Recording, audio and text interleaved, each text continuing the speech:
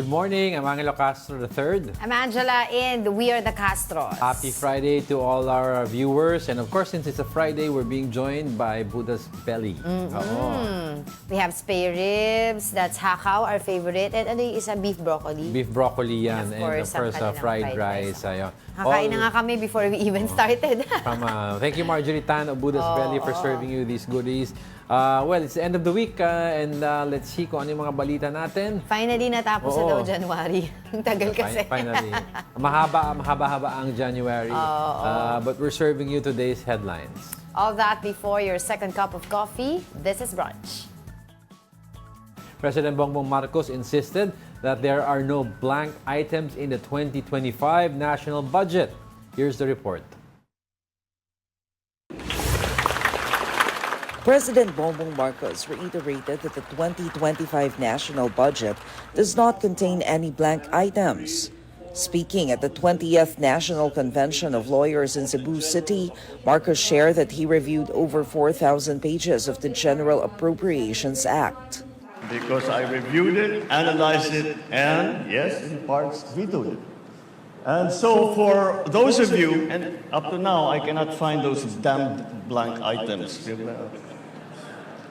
He also claimed that the petition filed in the Supreme Court to declare this year's GAA unconstitutional is part of a destabilization effort. No, we shut down everything. I guess that's what they want. They want the government to cease working. So yung matuloy yung kanilang mga destabilization na ginagawa. Meanwhile, the president acknowledged that he has no contingency plan should the Supreme Court rule in favor of the petition filed by former Executive Secretary Vic Rodriguez and Davao City Representative Isidro Ungab. Soljan Maynard tells me that we are on a solid footing in terms of constitutionality. I don't know why they bothered to file that because napakahirap ng kanilang assertion. It clearly doesn't... well, anyway, it's not for me to make the argument. For News 5, Maricel Halili, We Are One News. Ang tagal na itong usapin na ito, pinag-uusapan na ito since a few weeks ago, ano? Very strong words from the President in those damn blanks ninyo. Tsaka sinabi nga niya, di ba, kung akala niyo puro photo op lang ang opisina ng Presidente, hindi kasi nagtatrabaho naman. Nagtatrabaho siya. 4,000 pages and binasa daw niya yun. So again, paulit-ulit nga din natin pinag-uusapan dito, sinasabi ng mga legal experts and base na rin dun sa mga nababasa din natin na sa mga rules, di ba, ng both houses, ay ito yung internal rule, di ba, yung sa bicameral committee between the Congress at saka Senate. Internal rule nila ito. Kaya sinasabi nila kung ang usapin ng BICAM report... Part of their internal rules. Part of their internal rules. No? Kung usapin daw ng BICAM report, baka hindi daw umusad ito sa Supreme Court. Pati pag usapin ng BICAM report, ang pag-uusapan... yung final ni Vic Rodriguez. Yung final nila, diba? Hindi daw yun uusad. Baka sinasabi ng mga legal experts and mga former budget secretary din na nagdaan kasi sinasabi nila may presumption na sinusunod ng House at saka ng Senate yung kanilang internal rule, which is hindi pa kikialaman ng Supreme Court. And simple lang ang argument. The bicameral committee is not part of the Constitution. Therefore, the Supreme Court will not rule on it because they only rule on matters that with regards to constitutionality. Kung may between houses of branches of government na nag-aaway within the law, then the Supreme Court will break the bypass or the stalemate.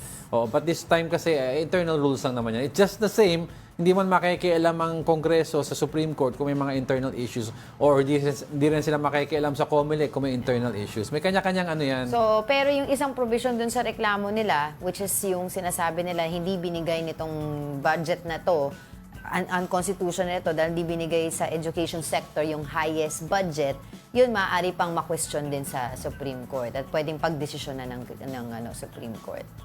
So, pero yun nga, tama yung sinasabi mo rin kahapon, you have a point there na nag-shift ngayon tuloy yung usapin, yung political narrative from, of course, the Duterte, di ba, si Sara, yung meltdown niya, yung usapin ng DepEd budget din niya. Intelligence funds niya. Ay ngayon pinag-uusapan ngayon yung budget. Yung usapin ng yung mga wishy Nova. Oo, mamaya pag-usapan natin kasi si Senator Bato de la Rosa, yung mga Piatos clan. Yung mga piatos-piatos na ganun, nawala na yung usapin sa mga ginastos doon. Right. Because binaling naman na PRRD ni Ungab yung issue ng blank issue. So para So, sana parang naman, patay na patay na issue ng impeachment. I just hope na yung mga issues na ganito is not only trial by media for the politicians na porket may spotlight on it, tsaka nila pagtutuunan ng pansin. Sana even kung walang spotlight, they will do something about it because sooner or later, babalik din ang mata ng taong bayan sa mga issue na yan. Oo. Saka yun, balikan din natin yung pinag-usapan natin kahapon na sinasabi nila na sa susunod, para hindi na tayo gulo dito pag-uusap ng tungkol sa proseso ng BICAM, sana daw maging transparent sila, mas transparent sila kasi for the longest time, ang ginagawa nila is closed door meeting para pero we cannot compel them to that kasi that's up to them if they want to kasi internal matters nila yan. Alright, in other news, at least 5 Chinese nationals were arrested for suspected espionage in Palawan. The National Bureau of Investigation said the suspects posed as Taiwanese tourists, and authorities believe that they are linked to the Chinese national earlier arrested in Makati. Itong grupo nito, based on our surveillance, based on information, and based on extrajudicial confession of our witnesses, sila po ang nagmamanman doon sa Palawan. No? Naglagay po sila ng CCTV camera, a high-resolution solar-powered camera na nakapokus po sa ating dagat kung saan dumadaan yung mga barko natin papunta sa West Philippine Sea at bumabalik. So monitored po. Now, several IDs with fake identities were confiscated from the alleged spies who were seen in Palawan. The armed forces said the information that they gathered might be critical to our national security. The information are actually being sent real time tuwing nagre-resupply mission tayo. Pag alis pa lang nung barko natin, alam na nila. No? Meron kaming nakita at least 4 pa na mga CCTV na nakakalat po dun. Na yung CCTV, ito yung sinasabi mo kahapon. the CCTV cameras were placed in areas na public property, hindi yung private property nila. Walang permit. Wala, yun nga. Public property, walang permit pa. Walang permit. Nakatutok pa sa pinaka-spot kung saan dumadaan yung barko mismo natin ng Coast Guard. So, kunyari, paalis pa lang ng port ang Philippine Coast Guard, nakaka-capture na ng CCTV. Ang point nito is kung hindi recorded yan at may live feed yan, alam kaya ng mga kung sino yung nanonood ng video, paalis pa lang yung Philippine Coast Guard, di ba? Oo. Tapos, aside dun sa ibang yung mga fake IDs, di ba kanina nabanggit dun sa report, may mga nakita daw ng mga telescope, drones, and communication devices. And if I remember it correctly, dun sa report kanina sa kabilang programa, may nakita rin daw silang iba pang mga devices na hindi naman daw mabibili online. So, ewan ko na lang kung sabihin mo, nagkatrabaho for a company na naman. Kasi kung may links to the other guy who was capturing images Tapos, as well. they have daw drones also. Yes, so itong mga drones na to is taking was taking pictures doon sa mga vessels. Na ipag zoom in mo daw, those are the vessel ng Philippine Navy. Yes, Philippine Navy. Oo. So parang yung movements ng Navy and Coast Guard natin are being monitored closely. Parang constantly monitoring our Coast Guard. Yun lang pala yung pa lang pag-install ng CCTV, that in itself is alarming on its own. Na without permits pa on public property, I'd understand that if you install CCTV sa bahay mo, okay lang, that's your property naman pero hindi, sa poste ka ng So, tinitingnan nga daw ng National Security Council yung kaugnayan nito. Kasi this operation was a follow-up from the operation that was held here in Manila. Di ba yung may na-arresto din na alleged Chinese spy na, kay Teresita of course, Angli na pinagtanggol niya. Pinagtatanggol ng nila Teresita Angli. And of course, ang kanyang abogado ay si Topacio. Kasi Attorney allegedly, Topacio. may mga sinasabi din sila doon ng mga hindi tama na mga proseso na ginawa ng PNP sa kanila. But yun nga, sinasabi ng National Security Council, they're seeing the link between this and this recent arrest in Palawan. And they have evidence daw, they have information na that would link them daw into What spying. would be interesting to see is in the coming days, makita natin there are bigger links between these people and other people as well. Baka maglabasan to, di ba? Oo. Basta imbisigahan nila ng maayos para hindi naman tayo nagja-jump into conclusion. Basta it's very worrisome to see that. Importante yun. Kasi until now, it's all allegedly. Yeah, diba? yun lang how can you defend installing CCTV cameras? Yung yung sa akin din aside from that also yung mga fake IDs. Bakit may fake IDs? Why do you have fake IDs? CCTV cameras pointed at kung saan dumadaan ang Coast Guard natin mismo. And yung CCTV mo is pointed at the sea. Kunyari sabihin mo, Tsaka may mga locals nakakakita sa kanila nagtitake ng pictures saka mga nag-install daw ng Tsaka kung may property ka at may CCTV ka, pwede mong i-point yung camera sa property mo, naka-point sa dagat. Yeah. So wala ka nang, ewan ko kung how do you explain that? Oo. All right, in related news, President Bongbong Marcos challenged China to cease its aggressive actions in the West Philippine Sea in exchange for the return of the Typhoon missile system to the United States. The president said he did not understand China's opposition, pointing out that its missile capabilities are far more powerful. I don't understand the comments on the Typhoon missile system. We don't make any comments on their missile systems, and their missile systems are 1,000 times more powerful than what we have. Let's make a deal with China. Stop claiming our territory. Stop harassing our fishermen and let them have a living. Stop ramming our boats. Stop water cannoning our people. Stop firing lasers at us. And stop your aggressive and coercive behavior. And I'll return the Typhoon missiles. Tigil nila yung ginagawa nila, babalik ko lahat yan. Meanwhile, Marcos expressed his desire to meet with President Donald Trump to discuss the US's new policies on trade, defense, and security and immigration. There's much that we need to discuss between the U.S. and the Philippines in terms of the trade, in terms of defense and security, and now the new policy on immigration. Nagpauwi na yata ng 100 na Pilipino. So we'll see how we can influence the policy making in terms of immigration. These are the growing pains of a new administration. But I'm sure that with time, these policies will crystallize and will become clearer. And by which time, I will have a chance to visit with President Trump. And we can discuss it with a better understanding of what the policies are. May they have an informal name for meetings like this. They call it an initial assessment meeting. In other words, this is where world leaders around Asia and Europe try to meet with the U.S. President to gauge kung nasaan siya in terms of foreign policy. Kasi meron ng set of foreign policy na ratified sa U.S. Congress naman with regards to how they deal with other countries. Nagdi-differ lang yan in interpretation of the executive, of the federal government.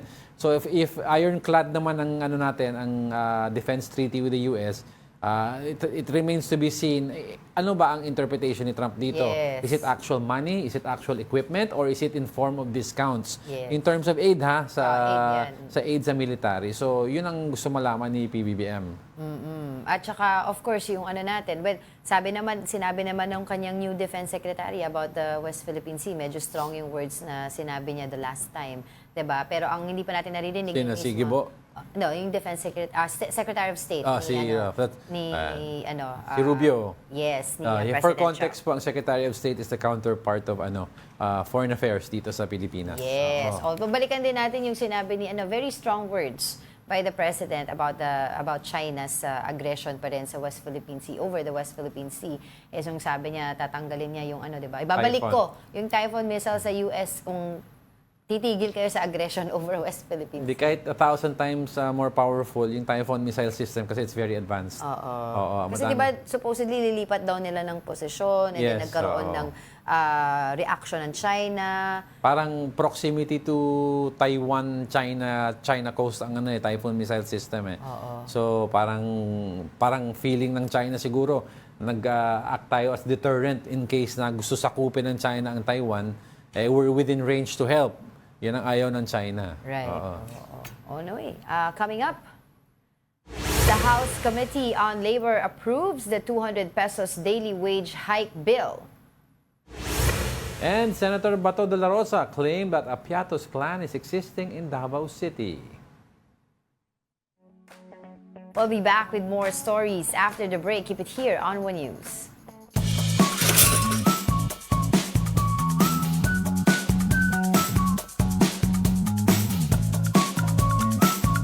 Good morning. You're still watching Brunch here on One News. Happy Friday. Happy Friday. Thank you, Marjorie, ha, sa Budas Belly. Budas Belly para sa ating brunch for today. Siyempre, bati muna ako dito sa mga taga Facebook, no, ating mga brunchies. Number one, of course, si Alex Fuentes, si Kuya Mer Abad, sino pa ba? Si Ralph Domingo, cheers to the last day of January, brunchies. Sabi niya, see you in February when brunch turns 1 year old, hopefully. And si Sam Pokemon Go, sabi niya, malamig ba daw? Oo, actually malamig kanina. Malamig no? kanina umaga. Oo. Si Mig Sebron, hello brunchies, goodbye January, hello Feb. That's true. Finally, tapos na January. si Ate Mina Benales, Jessie din Mendez sa family atin. yan. Oo. And of course, si Tita Esther Abaya. Dito naman sa YouTube, we have Tita Daisy Cancho, Oh, Tita Daisy. Tito Naldi, at saka si Kuya Jopet. Good Watching morning. from, sabi niya, cool morning greetings from the Canchos of Antipolo. Diba? Also greeting din sarap kay sa Tita. Antipolo niyan. Oo. And ito, lagi din nanonood daw sa atin si Tita Mirna Almaria. Okay. Tapos ito si research teacher, may comment din siya. Tapos si Ronnie0143, Leonie Valdesoto, we have Summer Cabrera. Sabi niya, magandang umanghali. Oh. Umaga, tanghali. Okay, Oo. yun, Naisip I like lang that. daw niya. I like that. Oo. Tapos si Ronald McStay. Yan, yung mga Okay. nanonood sa atin. Okay, let's continue. Now, some House lawmakers are calling on Malacanang to certify the committee-approved wage hike bill as urgent. Here's the report. The House Committee on Labor and Employment has approved the bill for a 200 peso wage hike across the board. This could be the first legislated salary increase since 1989. Earlier this week, House Speaker Martin Romualdez met with labor groups to discuss the matter. House Deputy Speaker Congressman Democrito Mendoza said Romualdez himself vowed to pass the measure. But lawmakers believe that Malacanang certifying it as urgent would also help. I hope the President will remember what he promised for the workers of this country. Please, Mr. President, i-certify, please. Oo, mahalaga no kung i-certify urgent. Nagsa-certify urgent nga sa ibang mga mga batas eh. So why not here? Napaka-good news nito para sa ating mga mamamayan.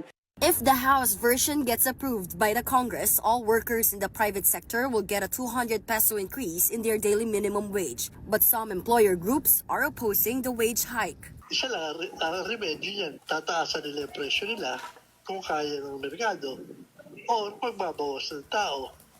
O kung hindi talagang kaya gawin yun, magsasaro na lang. Yung mga gusto natin mangyari.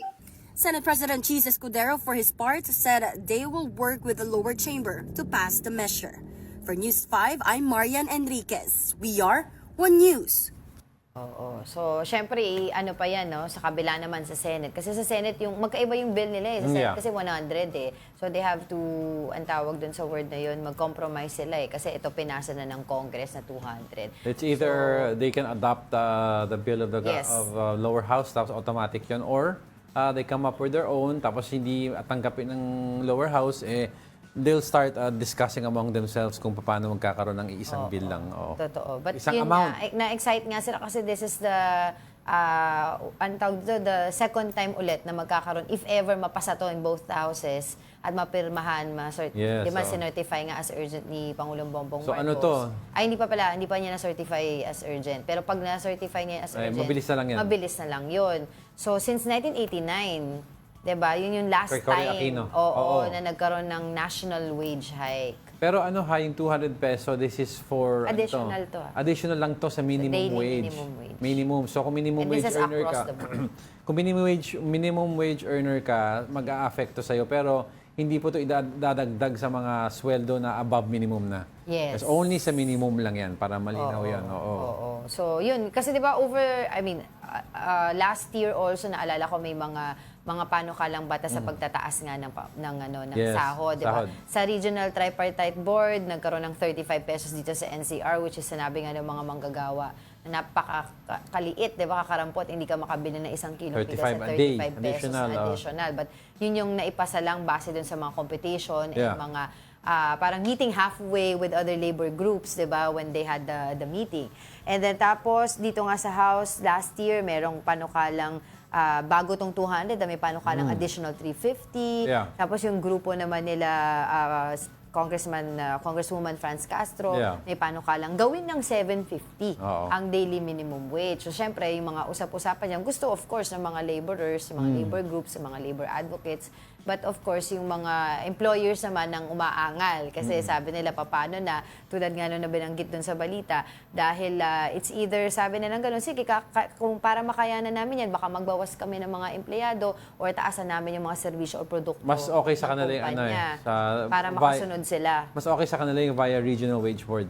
Mas okay sa kanila daw yun. Oo, pero yun ang sinasabi nila, yung mga mga malalaking kumpanya kaya to. Oo, Medium enterprises, hindi. yun doon sila kinakabahan eh. Oo. So, Oo. pero yun nga, on the other side of the fence, para naman kung yung perspektibo mo ay bilang isang empleyado, ay mabuti to for them kasi syempre ang taas-taas na ng bilihin, yung So, inflation lang, 'di ba? So kung 200 a day yan at let's say 20, assumption mo is walang Saturday and Sunday work, 200 a day, so that's 20 days of work. Roughly that's about additional 4,000 pesos a monthly take-home pay mo. Oo, yun. Di ba? Ang lahat eh. You have water, you have electricity, transportation, food na napakataas ngayon. Assuming may tuition ka, school supplies kung may anak ka, Totoo. Kakain ka pa. makain ka pa. Di ba? Tapos kung ano-ano pang mga dapat bayaran. But we'll see kung ano nga mangyayari dito sa bill na to in the coming days. Meanwhile, Okay, let's move on. Malacanang welcomed the latest social weather stations or SWS survey, which showed that 59% of Filipinos were satisfied with the Marcos administration's performance. The government received high marks in disaster response, education, poverty alleviation, job creation. Meanwhile, areas of concern included oil price hikes, corruption, and inflation. Executive Secretary Lucas Bersamin thanked the public for their support, calling the survey valuable feedback. The palace also reaffirmed its commitment to delivering better public service. ayun. All right. The country's economy grew by 5.2% in the fourth quarter of 2024. Now, the figure is slightly lower than the 5.5% growth in the same period last year. This brought the full-year economic expansion to 5.6%, missing the government's target for the second consecutive year. Now, the government had set a GDP growth target of 6 to 6.5% for 2024. The National Economic and Development Authority, or NEDA, attributed the shortfall to several factors, including extreme weather events, geopolitical tensions, and subdued global demand. In other news, Albay 1st District Representative Ed Silagman passed away at the age of 82 due to cardiac arrest. His daughter, Tabaco City Mayor Crisel Lagman, confirmed his passing on January 30. Lagman served as the representative of Albay's 1st District for 8 terms. He was also the president of the Liberal Party.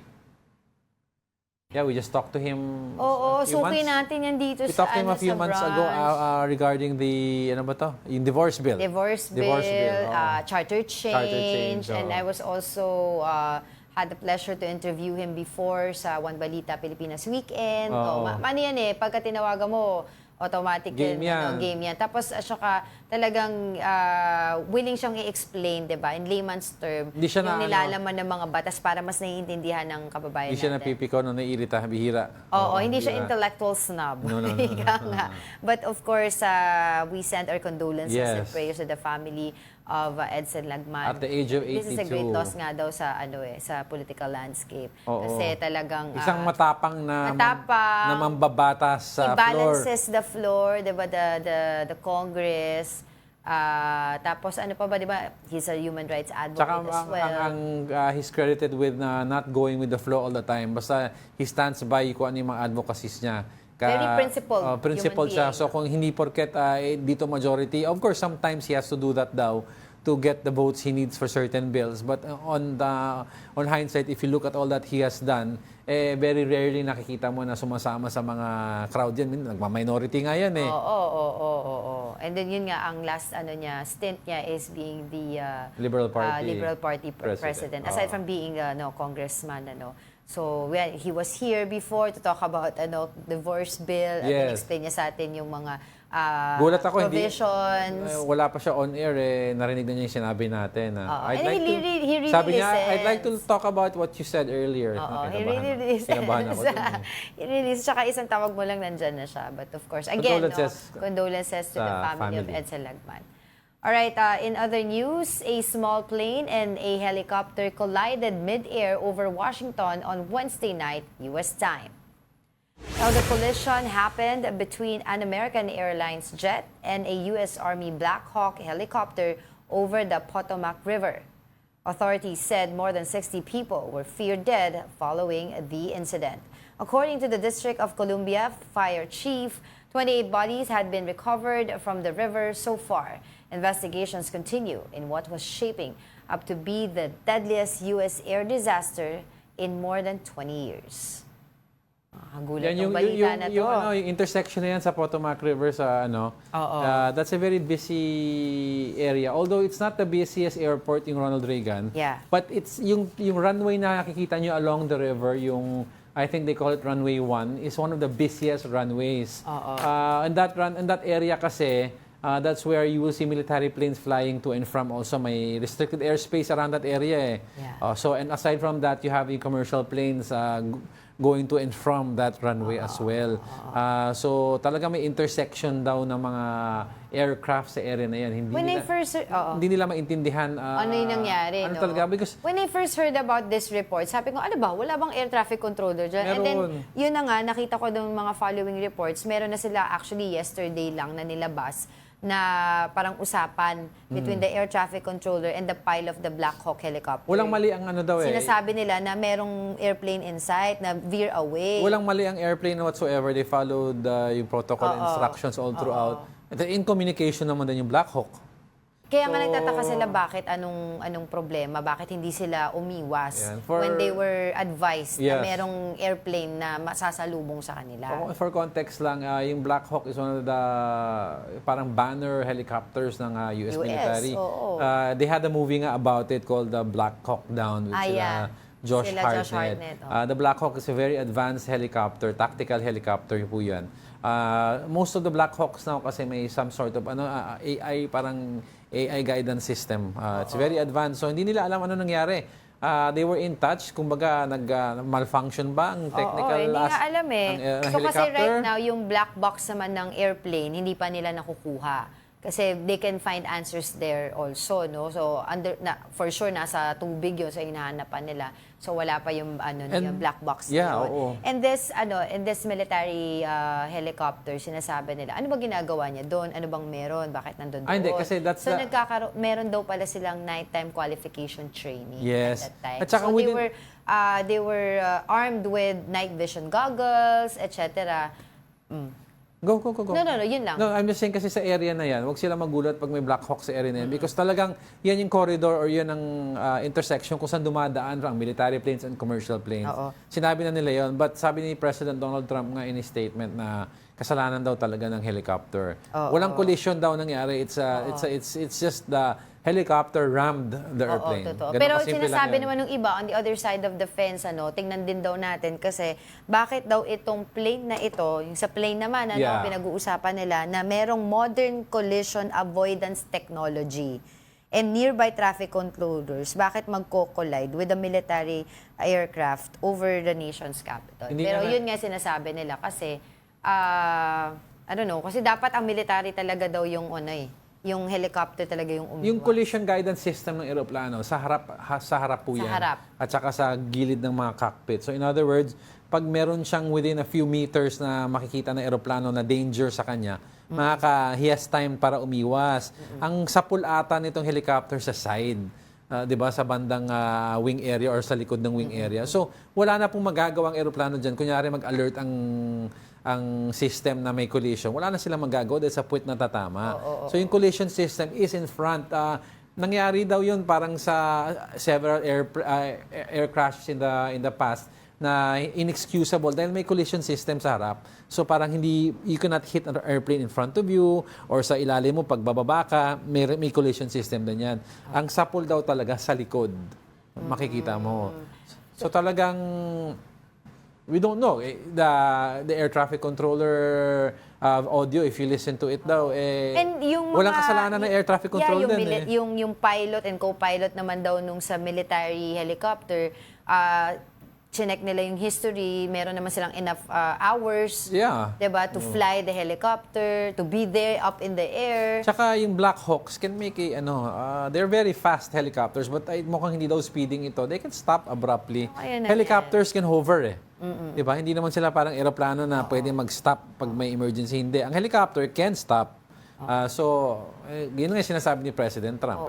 Kasalanan ng helicopter yan. Ano yan apat yung crew ng eroplano, 60 yung passengers. With crew. Now, 64 yun. They're, di ba, feared nga na sila ay talagang wala. May figure skaters, di ba?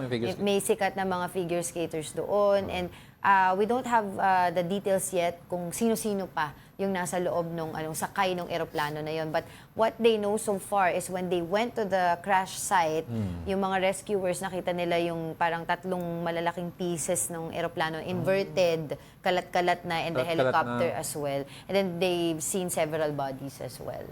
So yun yung nakita nila. Pero yun nga, of course, there will be investigation kasi there has to be an accountability. Bakit nagkaganito? Grabe, no? Since December pa lang, from mga South Korean crashes to now, ang daming ko tuloy naisip yung sinabi ng isang feng shui expert. Ano? Na it's the year of plane crashes, sinabi. Ayaw mo na tuloy umalis sa parang di ba remember na-guest natin sa TBS yan? It's the year of hindi plane crashes sa aircraft or something like that. May sinabi siya about that.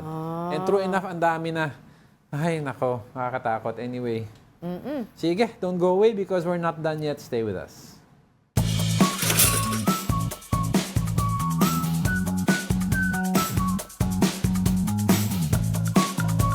Welcome back. You're still watching Brunch here on One News. It's a Friday brunch day with Buddha's Belly. Thank you for joining us, Buddha's Belly. And Mother Earth, good morning. And VJ, thank you for constantly supporting us and watching us. Maraming salamat. Si Ringo. Ate Ringo. Ate Tuloy. Ringo pala. Ate Tuloy. Good morning. All right, let's continue. Various groups are holding a rally today, January 31, at the People Power Monument to push for the impeachment of Vice President Sara Duterte. Now, for updates, we have Mobile Journal Amy Atienza. Good morning, Amy. Kumusta ang sitwasyon dyan? At ano yung atmosphere, ano yung vibe ng protest? At may mga nakita ka na ba ng mga personalidad o known personality na sumusuporta sa rally na yan?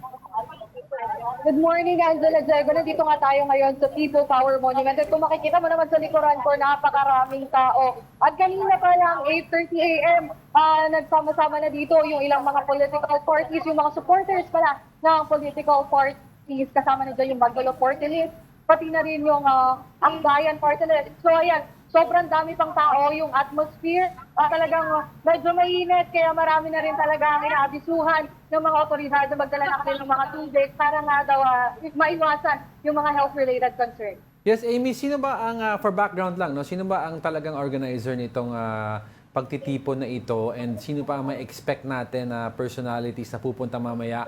May magsispeech ba?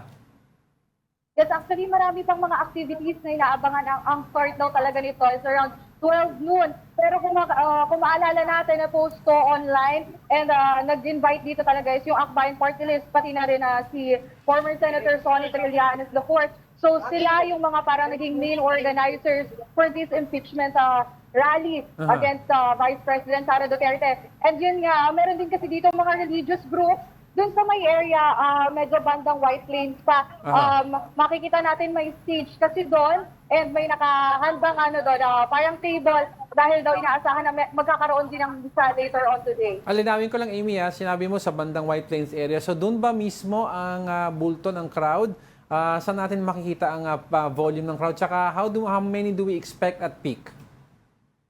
Yes, so for, natanong ko yung mga otoridad, nasa around 1,000 na yung taong pumunta dito, pero may ilan kasi umaalis-alis. At kung makikita nyo naman, labas-pasok yung mga tao dito sa People Power Monument. So yung volume din talaga ng tao, nandun na sa area ng White Plains dahil nandun na din talaga yung mga supporters ng political parties. So yun yung talagang kailangan nating abangan din mamaya kung dadami pa ito. Pero buong maghapon nga daw itong rally na mangyayari ngayong araw. Okay. So, Amy, may mga nakausap ka na ba ng mga ilang mga rallyista dyan? Ano ba yung panawagan nila? Alam ba nila kung bakit sila nandiyan dyan? Ano ba yung mga sinasabi nila tungkol sa impeachment ni VP Sara?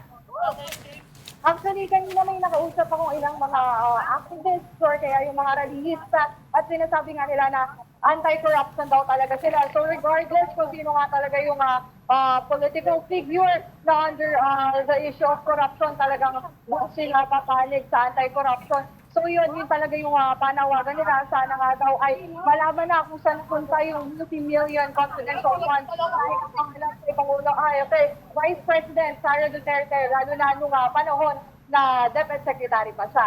So yun yung mga nakausap kong rallyista, pero alam pa yung side no iba dito sa People Tower Monument. Oo. Para lang mas malinaw tayo, Amy, alam mo ba kung hanggang anong oras sila dyan? And is this going to be their first rally for peace on that side? O mayroon pang mga iba pang mga naka-schedule? Amy, audio mo. Actually, sinasabi nila dito, 2 parts daw yung mangyayaring rally dito sa People Power Monument. So, nung morning, talagang mga supporters ng political parties. At later on today, mga hapon, makikita natin yung mga religious groups na pupunta dito dahil na magkakaroon ng misa. Pero kanina din, nag-ikot-ikot tayo at nagtanong-tanong, may ilan na din pumupunta sa EDSA Shrine.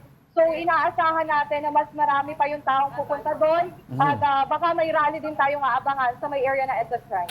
Amy, of course, since malaking rally ito, we'd like to get an idea, no? Ano yung traffic situation? May mga road closures ba dyan? And baka you can pan your camera around the area para may idea yung mga motorista kung gusto nila dumaan dyan o hindi.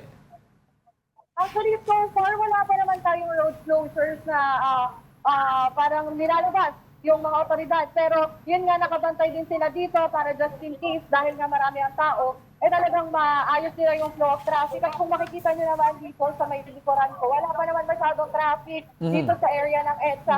So maluwag pa yung daan, luwag pa yung dali ng trapiko. So kaya pa naman dumaan ng mga motorista, pero yun nga, mamaya siguro mga 12 noon, dahil nga inaasan pa mas marami ang tao, talagang mas sa traffic pa ito. And syempre, usual naman dyan sa EDSA yung rush hour. Kailangan na rin daw abangan dahil nga magtatagal ito sometime around 5 p.m. or 6 p.m. today. Oo. Amy, linawin ko lang ano ba yung magiging activity nila dyan or programa, 'di ba, to support yung kanilang layunin ngayong umaga dyan sa EDSA? So usual rallies talaga, yun lang din naman daw ang gagawin nila. Meron na nga rin silang mga posters, pati mga tortillers para magkaroon ng panawagan. And inaasahan natin na may ilang mga magsasalita dito mamaya para nga daw malaman kung ano yung panig nila pagdating sa impeachment. Vice President Duterte. At hindi pa natin konfirmado, pero inaasahan din talaga pagdating ng Tony Trillanes support dito. Pati na rin ang mga political figures na naka-aktiba at na-akbayan party list. Alright, sige. Pero sa ngayon, Amy, wala ka pang nakikita dyan ng mga personalidad, kilalang personalidad na sumusuporta sa rally na yan? Usually, mga supporters lang din talaga ng mga political parties. At ito nga, medyo dumadami na din talaga sila. Ayun, so nagsusupport na rin figures. So far, pero asahan nga natin ang pagdating ni Tony Trillanes today. Alright, sige. Mag-iingat ka dyan. Maraming salamat, Mobile Journal, Amy Atienza. Dinudumog na siya dyan ng mga... Iba talaga ang Pinoy pag may camera talagang kahit ano pa ang problema sa buhay Easy lang sila Sila lang ganun. Alright, let's move on to the next. Senator Bato de la Rosa claimed that the surname Piatos is indeed real and exists in Davao City. Now, in an interview with 1PHS sa Totoo Lang, the senator said that the Piatos family is both wealthy and established in the province. Recall that name Mary Grace Piatos was linked to receipts submitted by Vice President Sara Duterte's office for its confidential funds. Totoo. Punta ka, halika dito sa Davao. Dali kita doon sa bahay ng mga Piatos. Mayayaman yung Piatos dito. Maraming bahay, may mga tao ng Piatos, mga may-ari ng malalaking lupa. Punta ka dito sa likod ng, yung mga lupa dito sa likod ng City High School. Mga Piatos may-ari dito. Mga lumang tao yan ng Davao, yung mga Piatos. Kaya sila yung naunang nagkakaroon ng malalaking lupa dito. Alam mo, let's say, oo nga, totoo na merong Piatos. Pero sino si Mary Grace Piatos? Hindi, That's the question. for context lang, Angel, kasi sa PSA, walang Mary Grace hindi na Piatos. bago yung balita na ni Senator Bato. Lumabas na yan na merong Piatos family. Yes, The we know that. the people who were talking about yung receipts, meron po daw talagang Piatos family sa Davao. But yung person in question, Mary Grace Piatos, Yun yung wala sa yun PSA. ang wala sa PSA. That is not an existing person. Number two, when they asked about this Mary Grace Piatos, ba't ganyan ang pangalan, sinagot na ng mga ibang tao yan. Sinabi, bakit kung confidential yan, ba't naman namin ilalagay tunay na pangalan? So parang there's an admission already na hindi totoo itong Mary Grace Piatos. It's a pseudonym. It's a pseudonym Kasi na because... confidential fund. So kung talagang yung sinasabi ni Senator Bato na may Piatos family at ay confidential fund possibly doon pumunta, sinabi na ng ibang tao related sa OVP na ano yan na hindi yan, that's a hidden name lang because pinoprotektahan namin yung yung image o yung pinoprotektahan namin yung actual personality na yan. Tas meron ka pang Uwishi. May Nova ka pa. So ano yan? May Nova family ba? May Uwishi family? Pero basta ako yun lang But there is a Piatos family. But the person in question, yung Mary Grace Yun. Piatos, is not existing. Diba? Kasi yun nga sinasabi ko, PSA, chinek nila, wala namang ganun. Hindi na bagong yun yung question doon. Hindi Wala naman nakalagay dyan Piatos clan Mas diba? Senator Bato, with all due respect, is tuned into yung mga current events. Sa mga hearing pa lang lumabas na may Piatos family. But sinabi na ng mga taga-OVP, this is a confidential fund, so hindi na nila linagay yung totoong pangalan. Alright.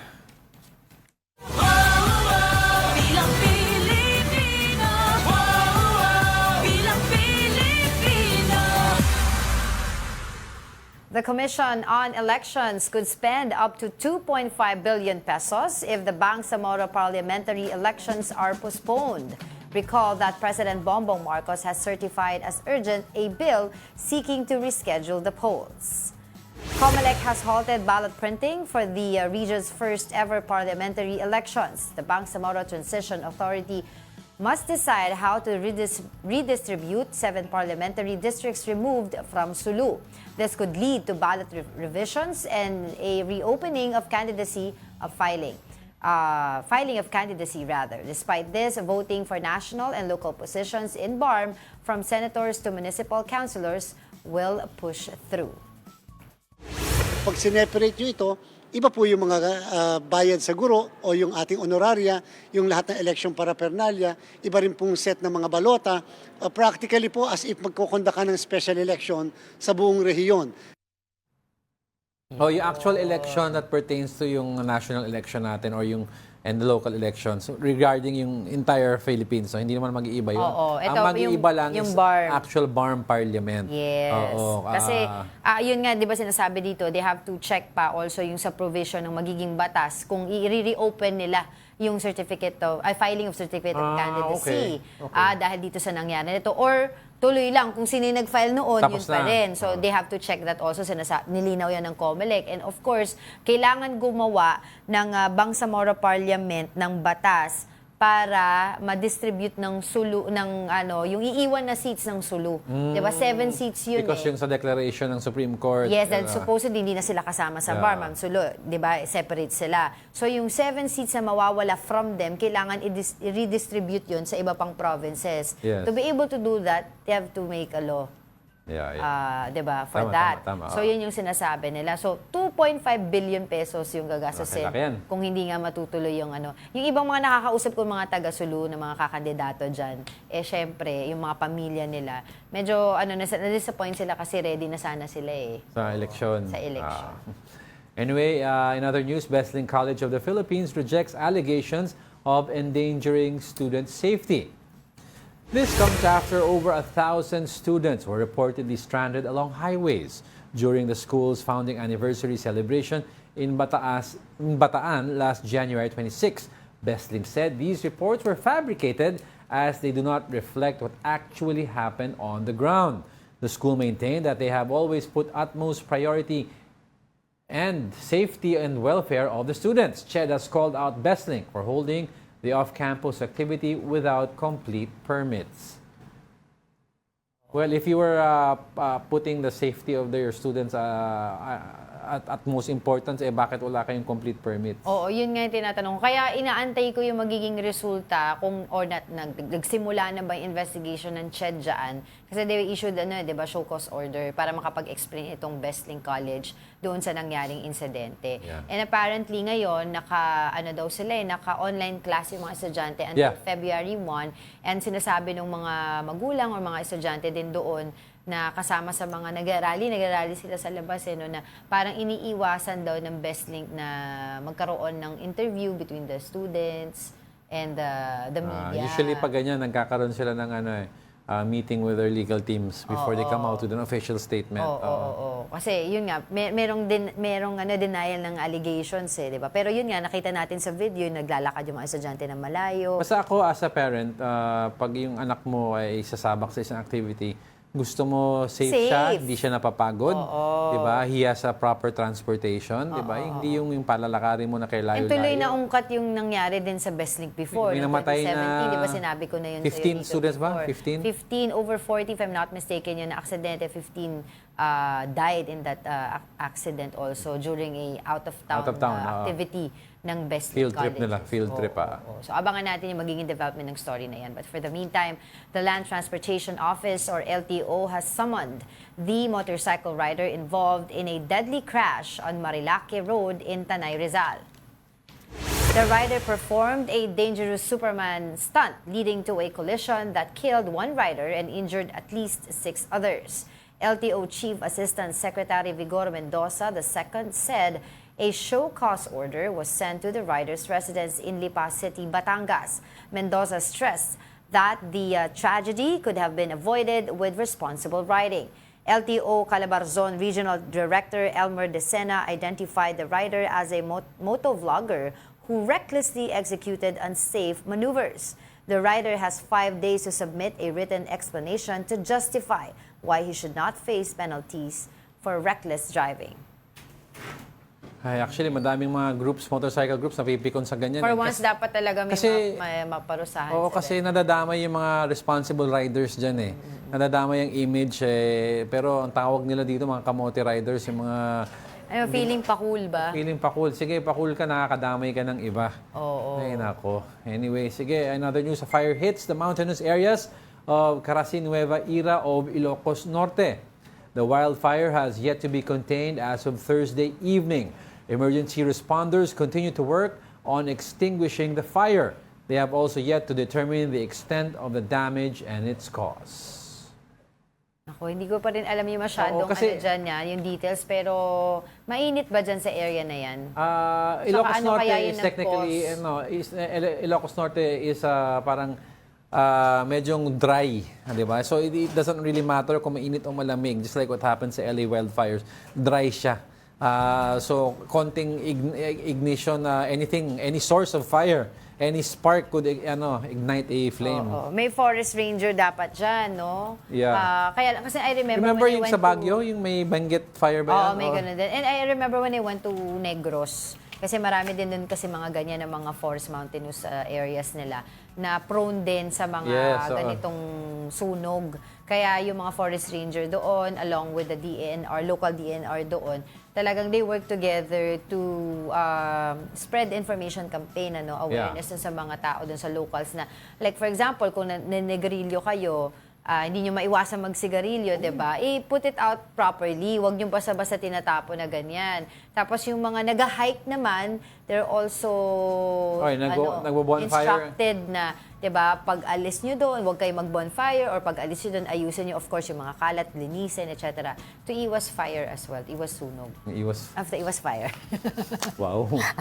Hindi ko Pero yun nga, pero wala pa tayo kasing iba pang details kung, 'di ba, sana naman walang nasama na aksidente or 'di ba, namatay diyan sa daming ganap dyan January. January pa lang, 'di ba? Daming ganap. Mga airplane crashes, mga fire sa LA, fire dito. Ay, nako.